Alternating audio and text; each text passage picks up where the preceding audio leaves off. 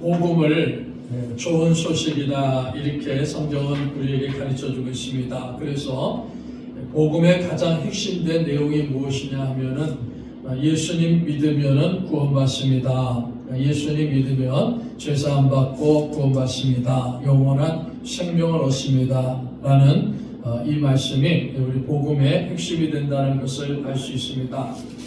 사도행전을 쭉 살펴보셨는데 이 사도행전을 통해서 복음이 전파되는 과정들을 살펴보고 있습니다. 그러나 복음은 순탄한 환경 속에서도 복음이 전파되지만은 우리 사도행전을 통해서도 볼 수 있고 또 우리 기독교 역사를 통해서도 볼 수 있는 것은 고난이 있는 가운데서 복음이 더 빠르게 전파되고 더 많은 사람들이 복음을 받아들이는 이러한 모습들을 우리가 볼 수가 있습니다.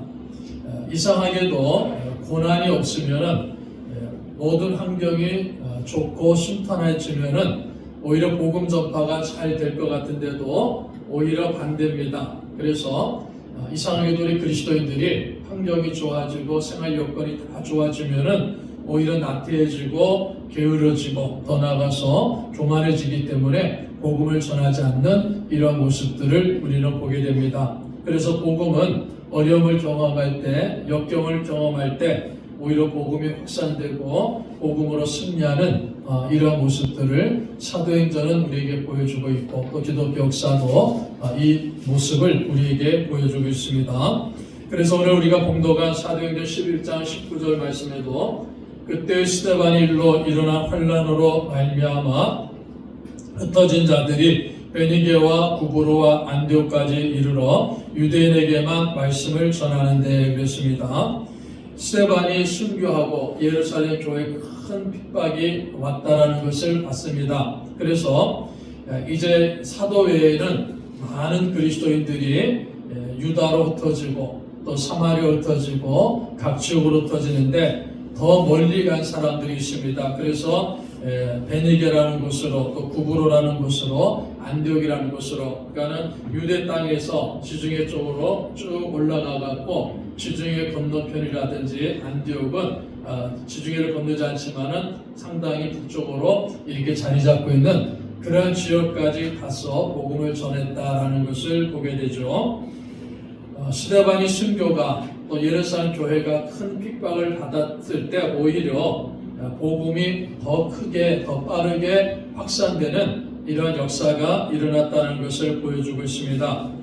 환난을 당한 사람들이 사방으로 흩어집니다. 예루살렘에서 유대로 가고 사마리아로 가가지고 그들이 복음을 전하면서 또 많은 유대인들이 생각지도 못했던 베니게 구브로 안디옥이라는 곳까지 가서 복음을 전하게 되었다. 그리고 그곳에서 더 열심을 내가지고 복음을 전하는데 유대인에게만 말씀을 전하는데 그랬습니다. 그러니까 유대인에게 주로 복음을 전했다는 겁니다. 이 안디옥이라는 도시가 이제 우리가 좀 더 깊게 살펴봐야 됩니다. 사도행전 12장 이후로부터는 예루살렘 교회도 중요하지만 안디옥 교회가 굉장히 중요한 위치를 차지하고 있다는 것을 보게 됩니다. 이 안디옥이라는 곳은 기원전 300년경에 알렉산더 대제의 헬라의 알렉산더 대제의 장군들 중에 한 사람인 셀레우쿠스 니카토르라는 사람이 그 사람이 가서 정복하고 설립된 도시가 안디옥이라는 곳입니다. 그래서 이 셀레우쿠스는 그곳을 정복하고 도시를 세우면서 자기의 아버지가 안티오쿠스라는 사람이 있는데 그 사람의 이름을 따라가지고 그곳의 이름을 안티오쿠스 그래서 우리나라 말로는 안디옥 이렇게 이름을 줬습니다. 그러니까 기원전 300년부터 안디옥이라는 곳에 안디옥이라는 도시가 세워졌는데 이 안디옥은 굉장히 많은 사람들이 모여 사는 곳입니다. 무역도 활발하고 또 그곳에 많은 이방 신전이 있기 때문에 이방 신에게 제사하면서 하는 이러한 일들을 통해서 도시가 크게 번성했습니다. 그래서 약 50만 명 정도가 사는 도시입니다. 그러니까 지금 생각해도 굉장히 지금도 50만 명이면 큰 도시가 되지 않습니까? 그러니까 그렇게 많은 사람이 살고 있는 지역이 안디옥이라는 곳입니다.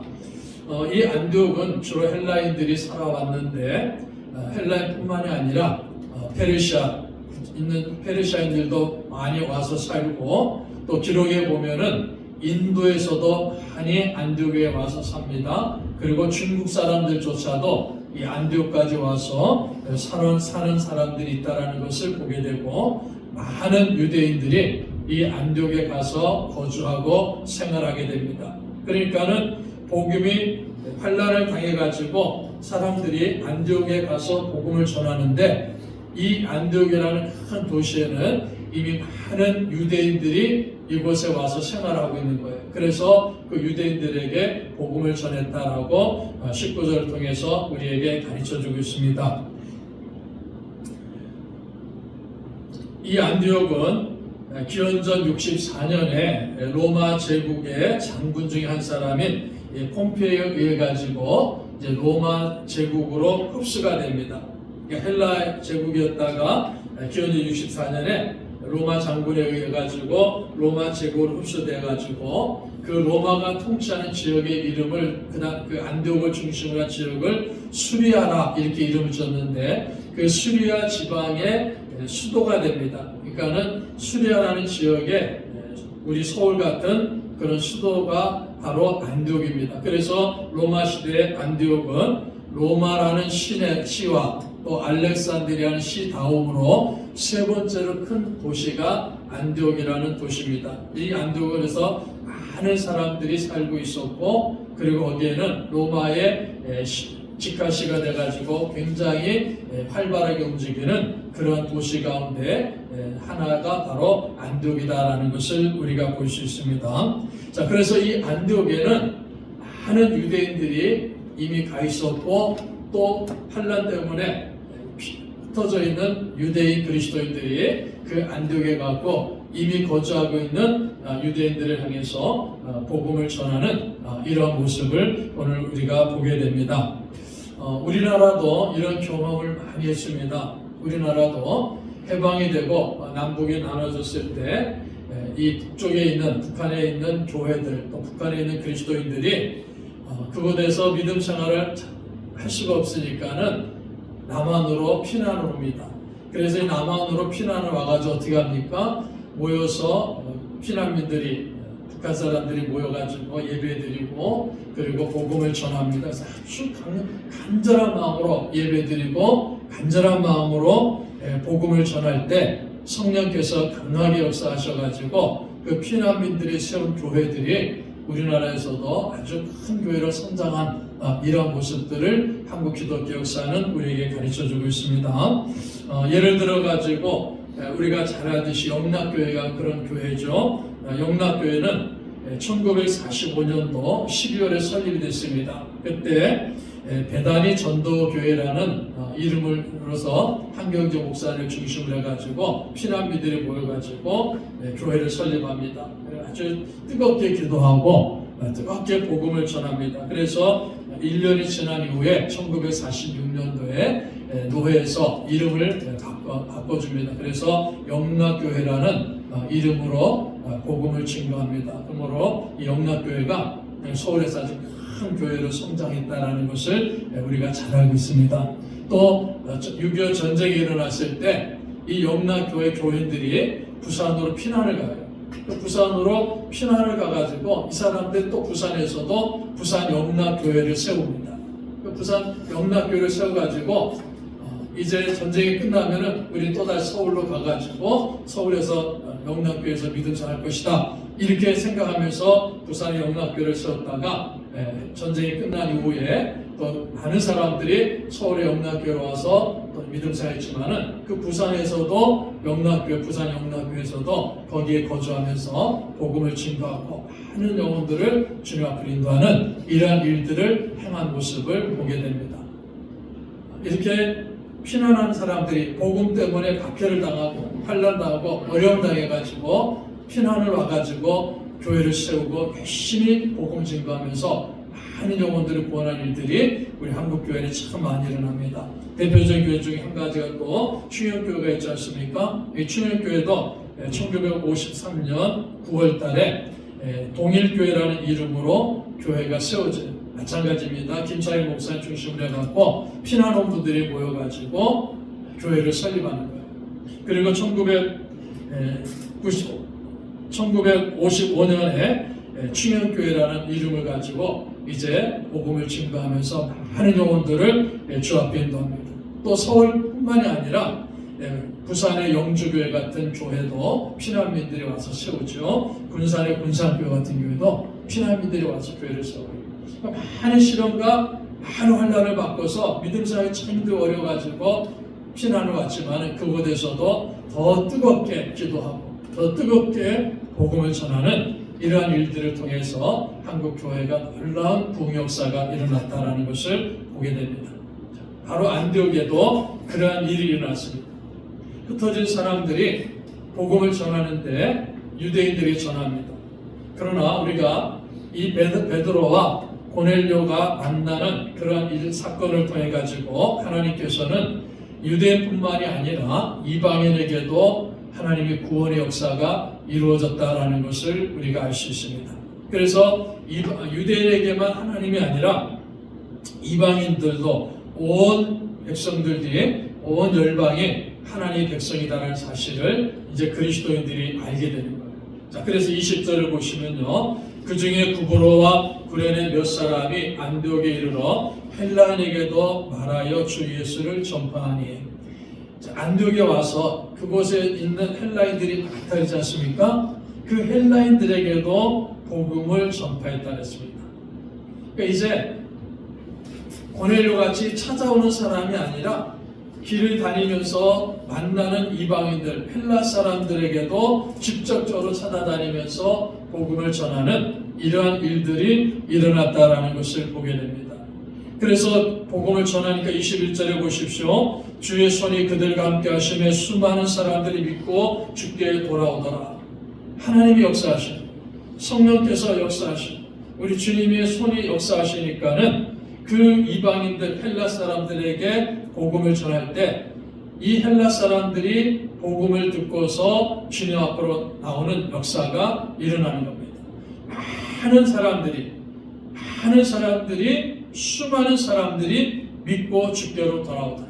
그러니까 복음이 전파되니까요, 수많은 사람들이 믿고 주님께로 돌아오는 역사가 일어났다는 거죠. 그래서 안디옥이라는 큰 도시에, 예루살렘하고는 비교할 수 없는 큰 도시죠.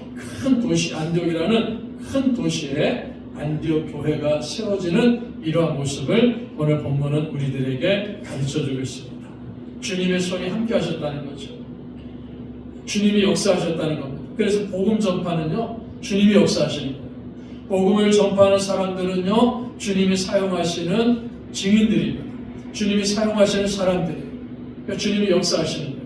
그러니까 주님이 역사하시니까는 많은 사람들이 복음을 듣고 예수님을 믿고 주께 돌아오는 역사가 안디옥에 일어나고, 그 많은 사람이 주님께 돌아오니까는 그것이 바로 교회 공동체 안디옥 교회가 세워졌다 하는 사실을 우리가 볼 수 있습니다. 안디옥에도 이방인들, 헬라 사람들이 많이 예수를 믿고 주님께로 돌아왔습니다. 그곳에 그리스도인 공동체가 세워졌습니다 하는 소식이 예루살렘에 전파됐습니다. 그러니까 이 예루살렘 교회가 모여가지고, 자, 이번에는 이 예루살렘 교회 안에서 덕망 있는 지도자 한 사람을 택해가지고 가서 확인하라. 이 안디옥에 어떤 일이 일어나고 있는지 가서 확인해가지고 가르쳐달라고 이 예루살렘 교회 지도자 한 사람을 세워가지고 안디옥으로 보냈습니다. 근데 그 사람이 누구냐 하면은 바나바예요. 22절에 예루살렘 교회가 이 사람들의 소문을 듣고 바나바를 안디옥까지 보내니, 그러니까 바나바라는 사람을 안디옥까지 보냅니다. 성령께서 강하게 역사하시는 그 안디옥 지방에, 안디옥 도시에 바나바를 파송하는 거예요. 그런데 바나바는 사도가 아닙니다. 지금 말하면요, 목회자가 아니에요. 그러니까 평신도 가운데 한 사람이고 평신도 지도자 중에 한 사람입니다. 그래서 어떻게 보면은 예루살렘 교회가 안디옥이라는 도시에 지도자 한 사람을 파송했는데 최초로 파송되는 평신도 선교사 중에 한 사람이다 하는 것을 우리가 볼 수가 있습니다. 사도행전 8장에 보시면요, 사마리아도 하나님 말씀을 받았다 그랬죠. 사마리아 지방도 많은 사람들이 복음을 듣고 주님께로 돌아온 역사가 일어나니까는 예루살렘 교회가 또 의논해가지고 이 사마리아 지역에 어떤 일이 벌어지고 있습니까? 사마리아 교회가 세워지고 있는데 그 사마리아 공동체 교회가 어떤 교회인가 하고 확인하기 위해 가지고 두 사람을 파송하죠. 누굴 파송했습니까? 베드로와 요한 사도를 파송합니다. 이방인들에게 복음의 역사가 일어났을 때, 특별히 사마리아 지역에 복음의 역사가 일어났을 때 파송한 사람들은 베드로와 요한 같은 사도들이에요. 그러니까 지금 말하면 목회자예요. 베드로와 요한은 사도의 자격으로, 목회자의 자격으로 사마리아 지역을 가서 확인하는 거예요. 그런데 안디옥이라는 곳에는 바나바를 파송합니다. 그러니까 바나바는 사도도 아니에요. 사도가 아닙니다. 바나바는 평신도 지도자예요. 최초에 평신도 지도자를 택해가지고 안디옥 교회로 파송했다는 겁니다. 자, 이 바나바가 안디옥에 도착합니다. 그리고 그 안디옥에 가서 보니까는 하나님의 은혜가 이방인들, 특별히 헬라인들에게 나타나는 것을 직접 목격합니다. 그리고 기뻐하는 거예요.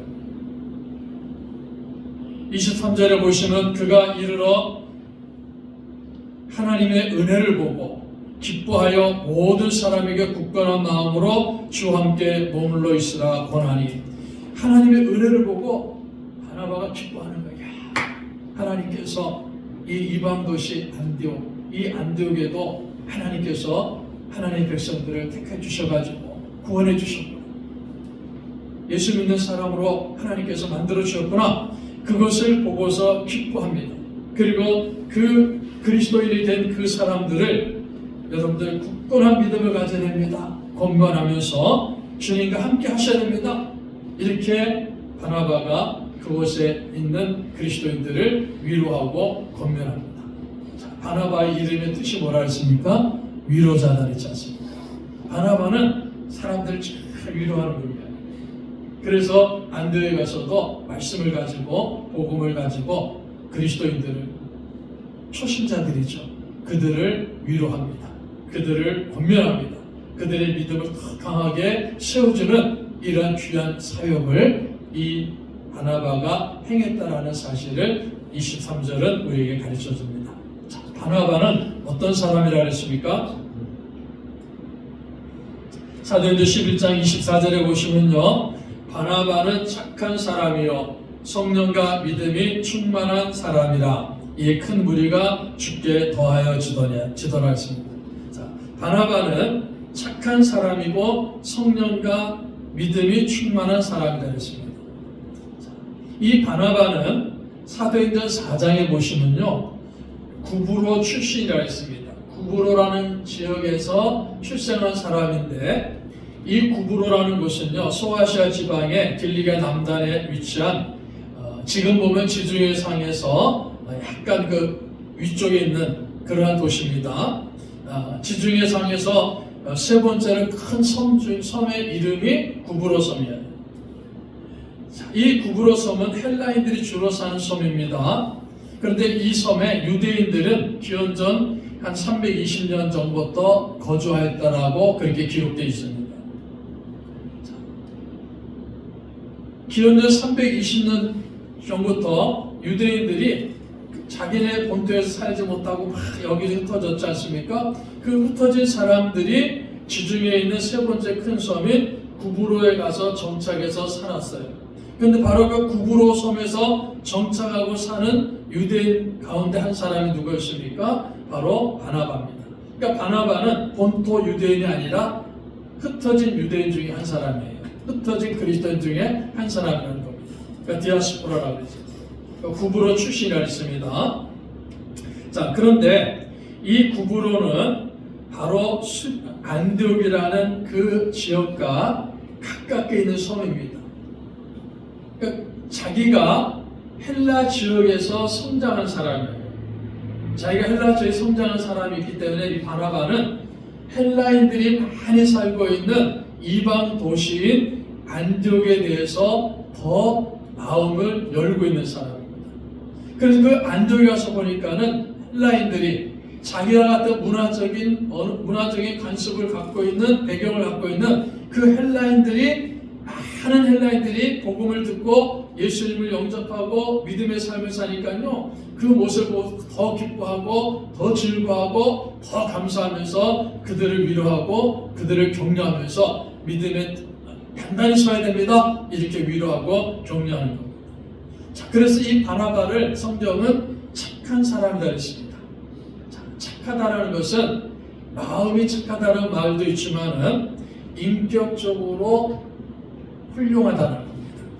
즉 쉽게 설명하면요, 바나바는 사람 됨됨이가 훌륭하다는 거예요. 기본이 잘 돼 있다는 겁니다. 성품이 잘 돼 있다는 거예요. 사람 됨됨이가, 사람 성품이 예루살렘 교회를 대표할 만한 지도자다 하는 겁니다. 사람이다라는 거예요. 그래서 성경은 바나바를 착한 사람이다 이렇게 기록했습니다. 자, 바나바가 사도행전 4장에 보니까 어떤 일을 합니까? 성령께서 강하게 역사하시니까요, 자기의 밭을 팔아가지고 사도들의 발 앞에 둔 사람입니다. 자기의 재산을 팔아가지고 불쌍하고 가난한 사람들에게 나눠주세요 하고 자신의 밭을 팔아서 사도들에게, 즉 사도들 앞에 헌금한 사람입니다.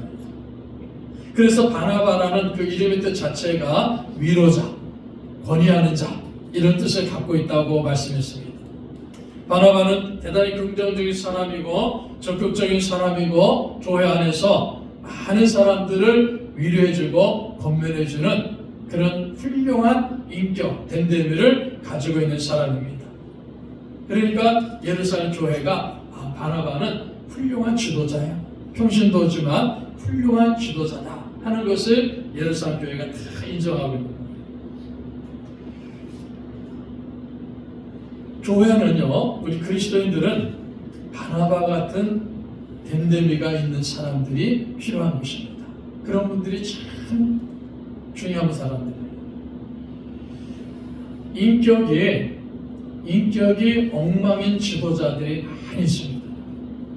목사님들 가운데도 그렇고, 장로님들 가운데도 그렇고, 권사님들 가운데도 그렇고, 목사님이라고 하시는 분들 가운데도 인격이 제대로 형성되지 않아가지고요, 됨됨이가 제대로 형성되지 않아가지고 엉망인 사람들이 의외로 많이 있어요. 장로님들 가운데도 많이 있고, 권사님들 가운데도 많습니다.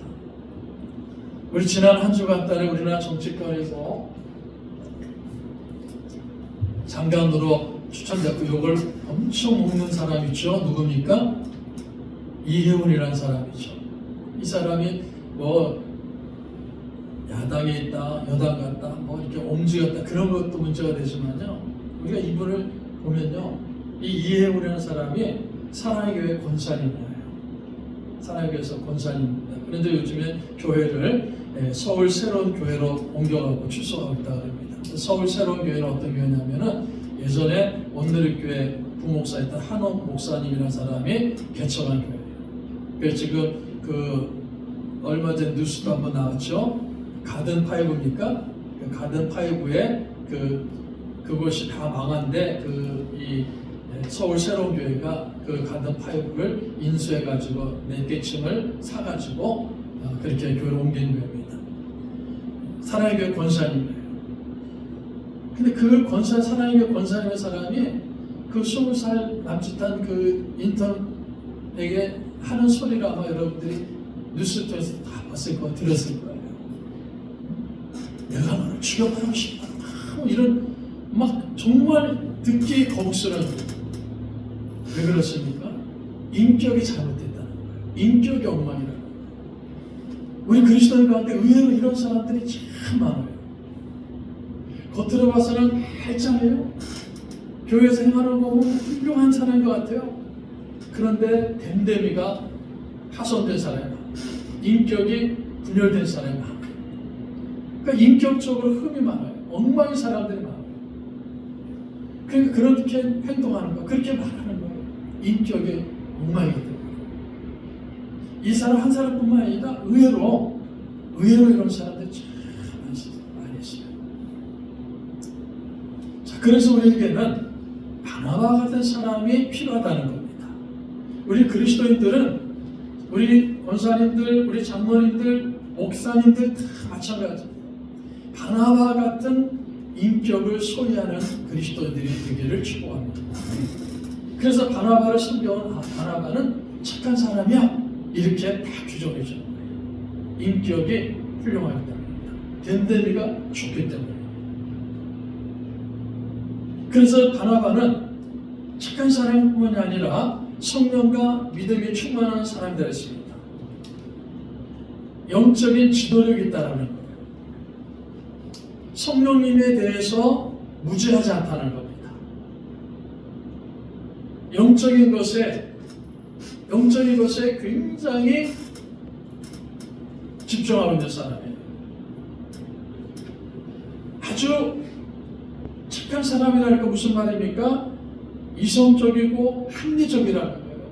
그 인격이 됨됨이가 아주 이성적이고 합리적이고 그래서 사람들이 다 인정하는 거예요. 그런데 그것을 끝나는 것이 아니라 동시에 영적으로도 아주 예민하고 영적으로도 성령 충만한 사람이라는 거예요. 그러니까 인격만 막 훌륭해가지고 교만하고 그런 게 아니에요.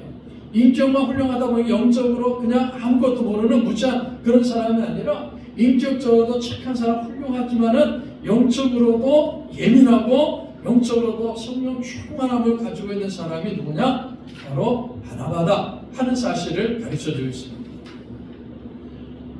훌륭한 인격과 함께 영적인 이러한 은사가 충만한 사람이 바나바라는 겁니다. 그러니까 바나바는 우리가 이렇게 표현합니다. 마음도 건강한 거예요. 정서적으로도 건강한 거예요. 그게 인격이라는 거죠. 그런데 영적으로도 어떻습니까? 건강한 사람이에요. 성령님의 은혜를 사모하고 하나님께서 역사하심을 예민하게 깨달을 수 있는 그러한 영적으로 건강한 사람이 바나바다 하는 사실을 가르쳐주고 있습니다.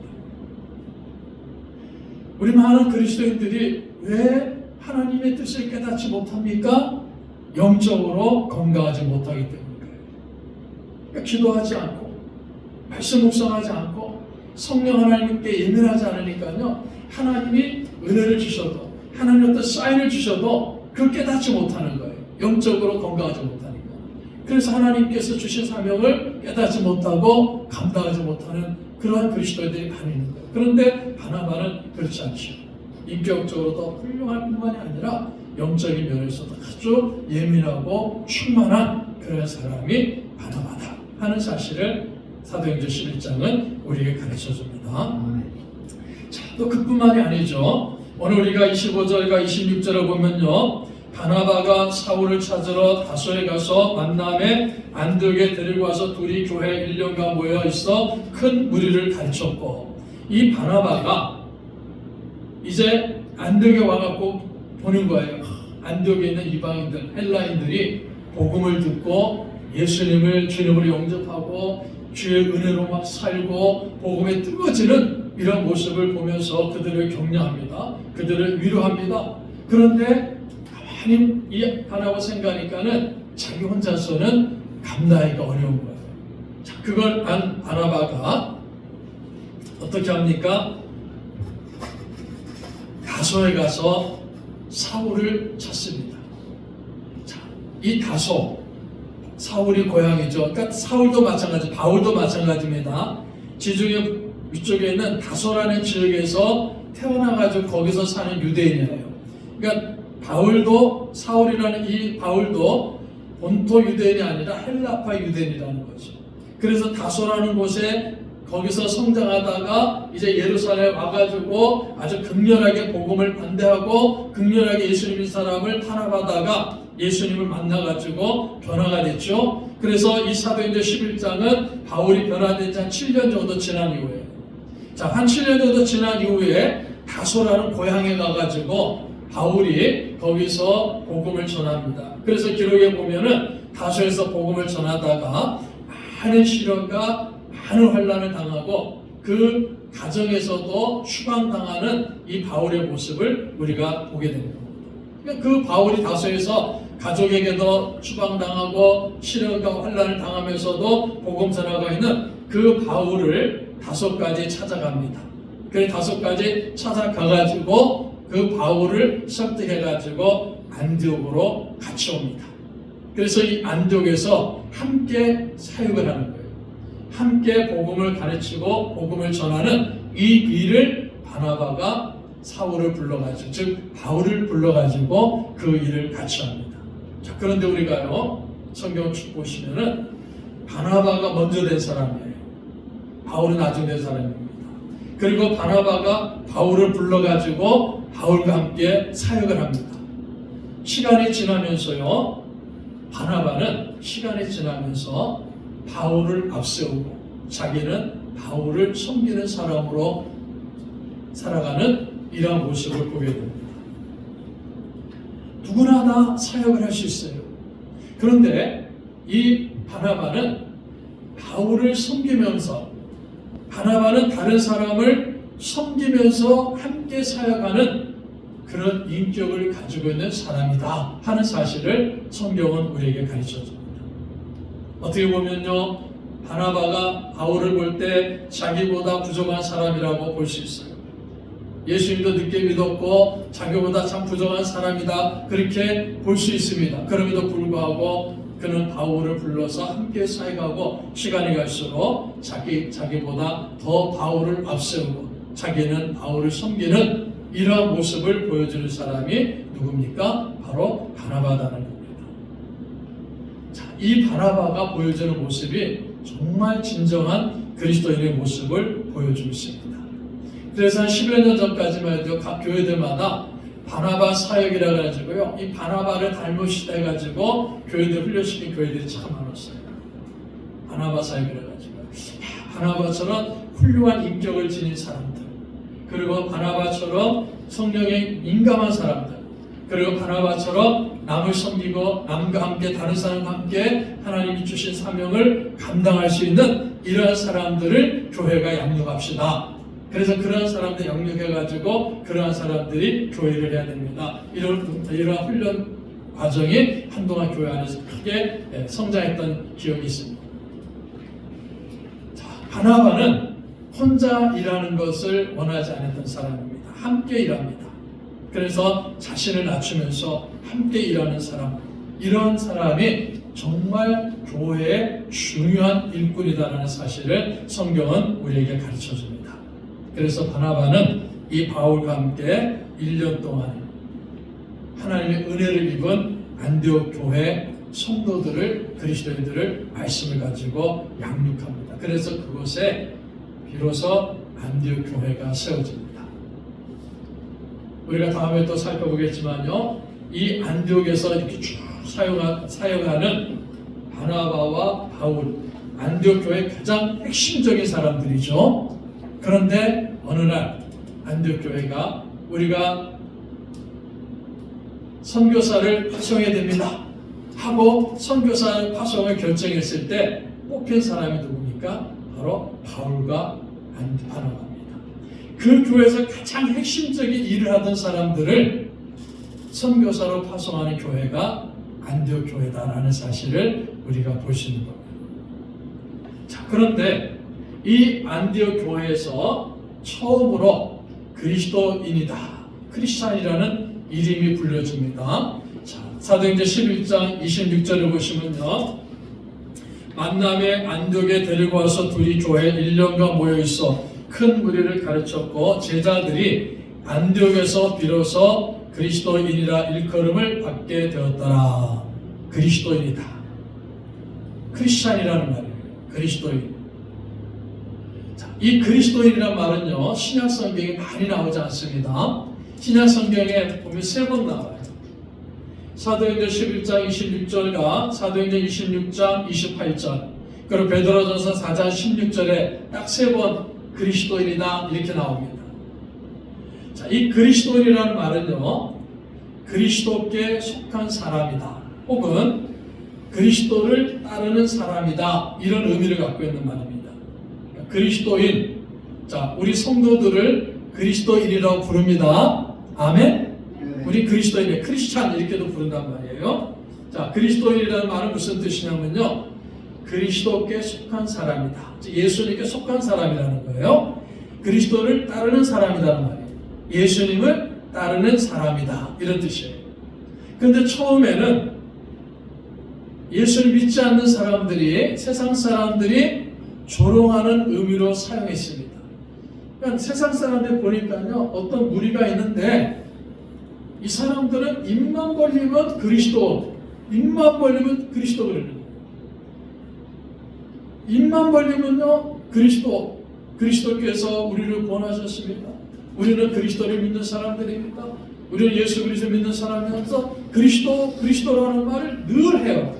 그러니까는 믿지 않는 사람들 보니까는 이 사람들은 입만 벌리면 그리스도다, 그리스도 하니까요, 이 사람들은 그리스도를 추종하는 사람들이구나 하면서 좀 조롱하는 뜻으로 그리스도인이다 이렇게 부르는 거예요. 크리스찬이다 이렇게 부르는 거예요. 그러니까 옛날 우리나라 초창기에 그랬지 않습니까? 우리나라 성도들이, 그리스도인들이요, 입만 벌리면은 예수 믿으셔야 됩니다, 예수 믿고 구원받습니다, 예수님 주님이다 하니까는 세상 사람들이 우리를 뭐라 불렀습니까? 예수쟁이 이렇게 불렀단 말이에요. 조금 비난한단 말이에요. 예수쟁이. 그러니까 그렇게 지금 세상 사람들이 안디옥에 있는 제자들을 그리스도인이다 이렇게 부르는 거예요. 자, 그러나 처음에는 조롱하는 의미로 불려졌지만은 시간이 지날수록 교회 안에서는요, 아주 자랑스러운 이름으로 받아들이는 겁니다. 그리고 아주 자랑스러운 이름으로 사용되는 거예요.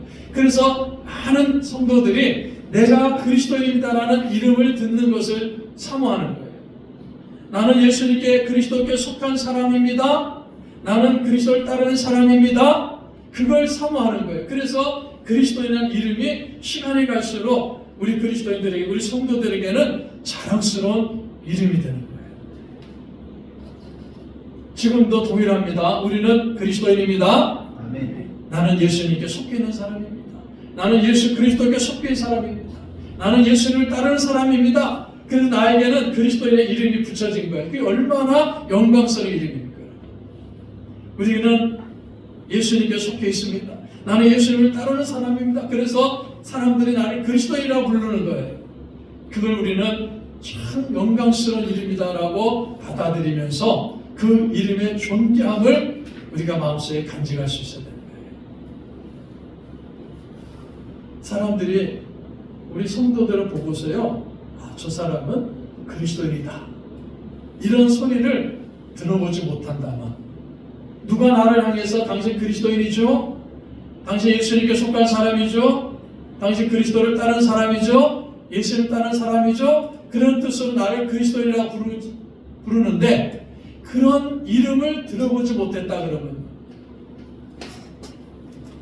당신 그리스도인입니다 하는 이름을 지금까지 들어보지 못하고 있다 그러면은 그것은요, 내 믿음이, 내 신앙이 병들어있고 죽어 있는 것이다. 그런데 사람들이 나를 보면서 믿는 사람이든지 믿지 않는 사람이든지 아무개 장로님은 그리스도인입니다, 아무개 권사님은 그리스도인입니다, 아무개 집사님 그리스도인입니다, 이런 이름을 부른다면은, 여러분 호칭을 들은다면요, 여러분 얼마나 영광스러운 이름입니까? 이런 이름을 들을 수 있는, 이 영광스러운 이름을 누구에서든지 들을 수 있는 우리 성도들이 되시기를 축복합니다. 네. 자, 그래서 이 바나바는 참 훌륭한 지도자예요. 착한 사람이고 성령과 지혜가 충만한 사람이고 다른 사람은 일하는 사람이고 다른 사람 섬기는 그런 모습을 우리에게 그대로 보여주기 때문에 이 안디옥 교회가 크게 성장하고 이 안디옥 교회가 복음 전파하는 일을 잘 감당하는 일에 가장 핵심적으로 쓰임받은 사람이 누굽니까? 바로 바나바다라는 사실을 우리가 꼭 기억하시기를 바랍니다. 자, 그래서 우리 꿈있는 교회 성도, 저와 여러분 한 분 한 분도 우리가 영적으로도 건강한 성도들이 되어야 됩니다. 그리고 인격적으로도 정말 기본이 잘 되어 있는 성도들, 그리고 함께 섬기면서 함께 사역할 수 있는 이러한 성도들, 그래서 바나바와 같은 그러한 성도들이 되셔서 하나님 나라 확장하는 복음 전파에 크게 쓰임받는 우리 교회가 되고 우리 성도들이 되시기를 주님의 이름으로 축복합니다.